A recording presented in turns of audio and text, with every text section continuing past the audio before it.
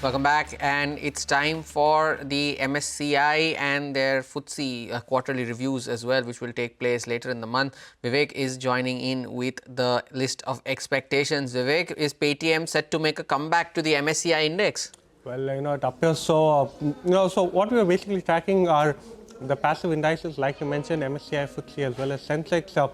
All of them will be going out and announcing a rejig as far as their constituents are concerned. So when you're talking about the MSCI, remember the rejig is or the announcement is scheduled for May 14th. So tomorrow early morning is when we will be able to see the developments of the changes. So the likely inclusions, there are three expectations, and the source is IIFL Capital.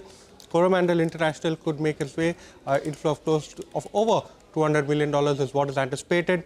Nykaa as well as Paytm are expected to enter the MSCI Global Standard Index. On the other hand, Thermax could see an exclusion of close to, and there could be a selling pressure of close to $126 million. Now, coming to FTSE, the announcement date is on May 23rd. There are 5 likely inclusions as per IIFL Capital. Hyundai Motors, Vishal Megamart, recent listing NTPC Green Energy, Swiggy as well as Wari Energies are the ones that could see their entry as far as the FTSE indices are concerned. Hyundai Motors is likely to see the highest rate with inflows of close to $131 million.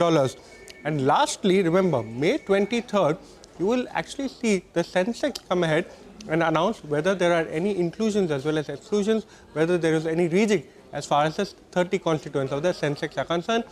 IIFL Capital expects Bharat Electronics and Trent to come into the Sensex. So Bharat Electronics could see inflows of close to $275 million. Trent could see inflows of close to $278 million.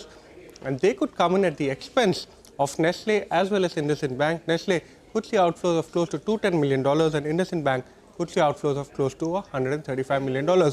Very important to track, given the fact that there is quite a lot of passive funds as well as a few active funds that actually track this quite closely.